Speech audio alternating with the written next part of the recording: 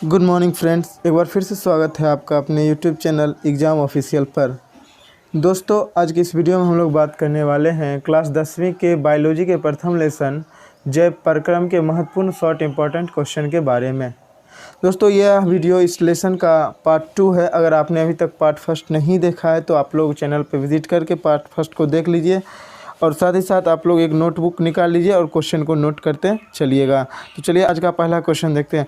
आज का पहला क्वेश्चन है कि पत्तियों को प्रकाश संश्लेषी अंग कहा जाता है क्यों? पत्तियों को प्रकाश संश्लेषी अंग कहा जाता है क्यों? देखिए फ्रेंड्स, प्रकाश संश्लेषी, प्रकाश एक वर्ड आया यहाँ पे, प्रकाश संश्लेषी। प्रकाश का अर्थ होता है जो सूर्य से आने वाली प्रकाश हो वो, और संश्लेषण का अर्थ होता है ग्रहण करना। संश्लेषण का अर्थ होता है ग्रहण करना। अर्थात क्वेश्चन कह रहा है कि पत्तियों को प्रकाश संश्लेषक अर्थात प्रकाश ग्रहण करने का अंग क्यों कहा जाता है? तो इसका आंसर होगा कि पौधे की पत्तियों में क्लोरोफिल वर्णक पाए जाते हैं। चूँकि प्रकाश की प्रक्रिया क्लोरोफिल की उपस्थिति में ही होती है और ये क्लोरोफिल वर्णक केवल पत्तियों में ही पाए जाते हैं, इसीलिए पत्तियों को ही प्रकाश संश्लेषी अंग कहा जाता है। एक बार फिर से करते हैं, एक बार फिर से देखिए। तो इसका आंसर क्या होगा कि पौधे की पत्तियों में क्लोरोफिल वर्णक पाए जाते हैं। आप लोगों को पता भी होगा कि पौधे के पत्तियों का रंग हरा होता है और क्लोरोफिल वर्णक का रंग भी हरा होता है, जिस कारण से वे पत्तियों में ही पाए जाते हैं। और चूँकि प्रकाश संश्लेषण की जो प्रक्रिया होती है वो बिना क्लोरोफिल की उपस्थिति के कारण नहीं हो सकती है, इसलिए जब तक क्लोरोफिल उपस्थित होगा तभी तक वो प्रकाश की संश्लेषण की प्रक्रिया होगी। और ये चूँकि पत्तियों में ही पाए जाते हैं, जिस कारण से पौधे की पत्तियों को ही प्रकाश संश्लेषी अंग कहा जाता है। अगला क्वेश्चन है कि प्रकाश संश्लेषण की क्रिया में पौधे को संक्षेप में समझाएं।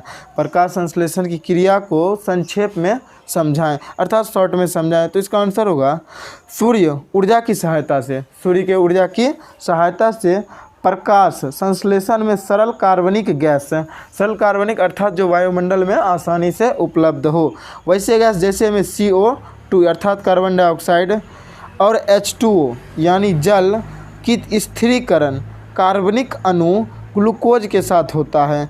जल का स्थिरीकरण कार्बनिक अणु किसके साथ होता है? ग्लूकोज के साथ होता है। प्रकाश संश्लेषण की प्रक्रिया कहलाती है। संक्षेप का अर्थ होता था शॉर्ट में समझाना, अर्थात आप दूसरे भाषाओं में कह सकते हैं कि उसे एक समीकरण के रूप में समझाना। तो चलिए इसका एग्जाम्पल देखें। इसका एग्जाम्पल में है 6CO2 अर्थात 6 कार्बन और 12 H2O यानी 12 अणु के जल जब आपस में संयोग करते हैं तो यह क्या बनाते हैं? एक बार ग्लूकोज बनाते हैं और फिर कार्बन डाइऑक्साइड यहाँ से टूट के ऑक्सीजन में विखंडित होता है और जल इससे निकलता है। यह संपूर्ण प्रकाश संश्लेषण की प्रक्रिया थी। चलिए आगे देखते हैं। आगे का क्वेश्चन है आपका, और ये इंपॉर्टेंट क्वेश्चन पूछा गया क्वेश्चन है आपका। यहाँ देखिए टिक लगा हुआ है। क्वेश्चन इंपॉर्टेंट होने के कारण आप लोगों को प्रॉब्लम भी नहीं होगी और साथ ही साथ आप लोग नोट भी करते चले ताकि भविष्य काल में आपको फेयर की कमी महसूस ना हो। अगला क्वेश्चन है कि भोजन के पाचन से आप क्या समझते हैं? भोजन के पाचन से अर्थात जिस अभिक्रिया द्वारा हम लोगों का पाचन होता है भोजन, उससे आप क्या समझते हैं? क्या समझते हैं, किसे कहते हैं, प्रकाश डाले, ये सभी बातें एक ही होती है, बस आपको सिर्फ घुमाने के लिए इस तरह के क्वेश्चन देते हैं। इसका आंसर होगा विभिन्न एंजाइमों की सहायता से, विभिन्न एंजाइमों की सहायता से जटिल कार्बनिक यौगिक को, जटिल कार्बनिक यौगिक जब हम लोग भोजन ग्रहण करते हैं तो उसमें विभिन्न प्रकार के एंजाइम, प्रोटीन, वसा इत्यादि पाए जाते हैं। तो जटिल कार्बनिक यौगिक को सरल एवं अवशोषित होने योग्य, सरल एवं अवशोषित, सरल का मतलब होता है फ्रेंड्स आसान या समझिए बहुत ही आसान, एवं अवशोषित अर्थात जिसे हम लोग ग्रहण कर सके। अवशोषित होने योग्य, यहाँ योग्य लिखिएगा आप लोग, यहाँ योग लिखा गया, योग्य लिखिएगा। पदार्थों में विघटन करने, विघटन का मतलब होता है टूटना अर्थात छोटा छोटा होना, विघटन करने की प्रक्रिया को पाचन कहते हैं। अब इसका कुछ आगे आंसर आप लोग पैराग्राफ चेंज करके लिखिएगा, जो कि इम्पोर्टेंस होता है, इससे ऑब्जेक्टिव भी आने की संभावनाएं होती है। इसका आंसर होगा पाचन के दौरान प्रोटीन का विघटन एमिनो अम्ल में, यहाँ से ऑब्जेक्टिव बहुत ज़्यादा पूछता है। पाचन के दौरान प्रोटीन का विघटन एमिनो अम्ल में, कार्बोहाइड्रेट का विघटन ग्लूकोज के रूप में तथा वसा का विघटन वसीय अम्ल के रूप में होता है। चलिए अगला क्वेश्चन देखते हैं। अगला क्वेश्चन है कि मनुष्य के मुख गुहा में दांत कितने प्रकार के पाए जाते हैं? तो ये सभी जानते हैं मनुष्य के मुख गुहा में दांत 4 प्रकार के पाए जाते हैं। अब आते हैं, पहला तो होता है कर्तनक, जिसे हम लोग हिंदी में इंसीजर कहते हैं और इसे इंडिकेट करने के लिए आई कहते हैं, आई से सूचित करते हैं। ये आपको आगे दिख जाएगा हम लोग जब आगे करेंगे तो। दूसरा था रदनक, तीसरा था अग्रचवर्णक, चौथा था चवर्णक। रदनक को इंग्लिश में केनाइन, अग्रचवर्णक को प्रीमोलर और चवर्णक को मोलर कहते हैं। चलिए अगला क्वेश्चन था, मनुष्य के दंत सूत्र की व्याख्या करें। अर्थात मनुष्य का जो दांत का सूत्र होता है किस व्यवस्था से वो कार्य करता है उसकी व्याख्या करें। तो इसका आंसर होगा कि किसी भी जंतु के मुख में उपस्थित, किसी भी जंतु, चाहे मनुष्य हो या कोई भी जंतु हो, किसी भी जंतु के मुख में उपस्थित दंत व्यवस्था को एक सूत्र द्वारा व्यक्त किया जाता है, एक सूत्र द्वारा दर्शाया जाता है, दिखाया जाता है, आप लोग ये भी बोल सकते हैं, दिखाया जाता या व्यक्त किया जाता है, जिसे दंत सूत्र कहते हैं। कहीं कहीं आपको दांत का सूत्र भी लिखा मिलेगा या दंत सूत्र, दोनों एक ही बातें होती है। अब इसका आगे देखते हैं, तो मनुष्य के मुख गुहा में 4 प्रकार के दांत पाए जाते हैं, ये सभी जानते हैं। अब दंत सूत्र को व्यक्त करने के लिए इंसीजर को फ्रेंड्स आई से, केनाइन को सी से, प्रीमोलर को पी से तथा मोलर को एम से सूचित किया जाता है। आगे देखिए, आगे होगा मनुष्य के ऊपरी जबड़े में आधे भाग में इंसीजर लिखिएगा आप लोग, की संख्या 2 होती है। संख्या कितनी होती है? 2 होती है। केनाइन की संख्या 1 होती है, प्रीमोलर की संख्या 2 होती है और मोलर की संख्या कितनी होती है फ्रेंड्स? 0 होती है। अब आइए इसको व्यक्त करते हैं सूत्र के द्वारा। तो क्योंकि एक और बात, क्योंकि वयस्क अवस्था में मोलर नहीं होता है, वो। अब देखते हैं मनुष्य के दंत सूत्र जानते हैं। तो मनुष्य के दंत सूत्र को व्यक्त करने के लिए आप लोग उस नंबर को याद रखिएगा जो नंबर अभी पीछे मैंने बताया था। अब देखिए, वयस्क के लिए दंत सूत्र जो होता है फ्रेंड्स, वो होता है 21-23/21-23। ये होता है वयस्क के मनुष्य के लिए।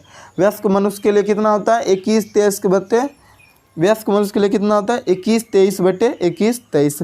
और एक होता है नवजात शिशु या शिशु के लिए बोल सकते हैं, तो उसका होता है फ्रेंड्स, उसका होगा आपका 21-20/21-20। ये होता है आपके नवजात शिशु या शिशु के लिए। अगला क्वेश्चन देखते हैं। अगला क्वेश्चन है कि मनुष्य की मुख गुहा में कितनी जोड़ी लार की ग्रंथियां पाई जाती हैं, उनके नाम लिखें। जैसे कि हम लोग जानते हैं जिम में कौन सा लार पाया जाता है? टाइलिन पाया जाता है। लार से याद आया तो सोचा आप लोगों को बता दूं। वैसे इस लेसन के बाद आपका ऑब्जेक्टिव का क्वेश्चन एक अलग से 3 से 4 मिनट की वीडियो में प्रोवाइड कर दी जाएगी।